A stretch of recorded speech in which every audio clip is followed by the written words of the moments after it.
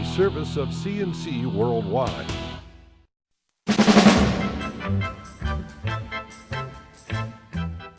The Daily Podcast is a service of CNC News. It's brought to you by the Greece Chamber of Commerce, providing more than 800 member companies with business solutions since 1984. Rochester area Roman Catholics have a new spiritual leader. The Pope has named Bishop Salvatore Matano as 9th Bishop of Rochester. Bishop Matano succeeds Matthew Clark, who retired last year. He's from Rhode Island, was ordained a priest in 1971, and named Bishop of Burlington, Vermont in 2005. He has experience as a parish priest, a diocesan administrator, and educator, and according to the Vatican webpage, as a representative of the Vatican in Washington, D.C.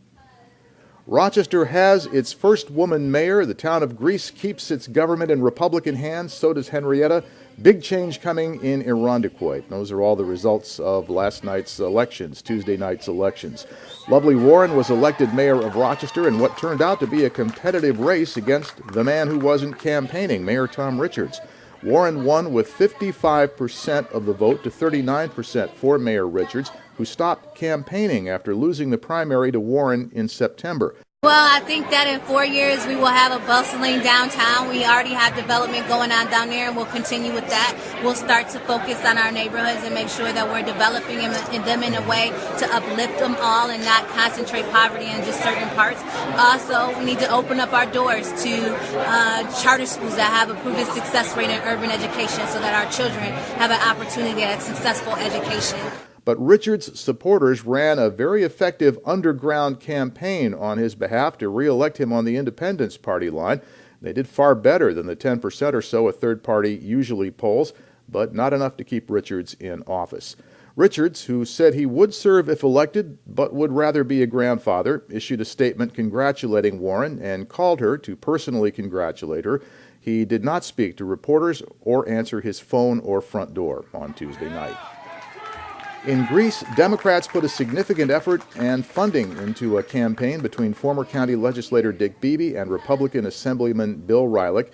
In the end, Rylick won handily by 19 points. He says this is a new Republican leadership coming in for Greece, one that won't let Greece voters down, as happened with the scandals of the past. As a supervisor of the town of Greece, I'm looking forward to working with the new mayor. I'm looking forward to working with the supervisors throughout the county. Any way we can improve services to the residents of Monroe County and the town of Greece, I'm willing to talk to people and see how we can do it better.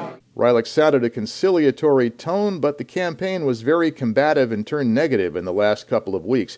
Democrat Dick Beebe says he will keep pushing for more open government in Greece and hold their feet to the fire.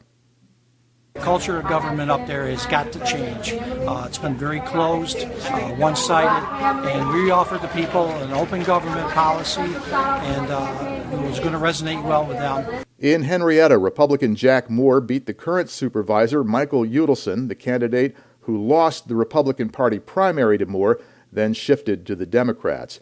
The biggest news in the suburbs was in Irondequoit. Supervisor Mary Joyce DeRizio, Republican, was beaten by Adam Bello, Democrat. You did something that I've rarely heard, which was thanking your opponent for a job well done. Where did that come from? Well, I truly believe it. I think, public servant, people who serve in public service should be thanked, especially when they do, a decent job. And I've had great affection for the supervisor over the years, and I know she's worked very hard. The hotly contested race for sheriff of Livingston County went to Republican Tom Doherty. Doherty beat Conservative Party candidate Jim Cesniak, the undersheriff, 59 to 41%, in a race where Democrats did not field a candidate.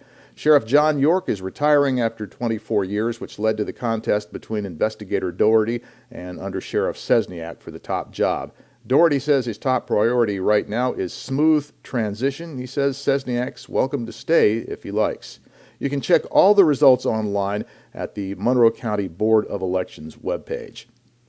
Wegmans says Teamsters Union Local 118 will take another vote on the company's last contract offer on Thursday, November 7th. The agreement was reached Tuesday in a meeting with a federal mediator. Local 118 and Wegmans reached this last contract agreement last month, but it was rejected by the membership. More indictments are expected from the State Attorney General's investigation into Monroe County's use of LDCs, local development corporations. Several media outlets are saying people named in these indictments plan to turn themselves in on Wednesday to authorities. This follows the indictment of Dan Lynch last month, allegedly for creating false invoices for work that was never done on behalf of the county. Links to these and other stories are on GreeceNYLive.com and your other CNC local news pages. And at the bottom of the page, links you can use to post news and information directly to us. So the next news podcast is As It Happens, and the updates are as necessary. I'm Bud Lowell, CNC News.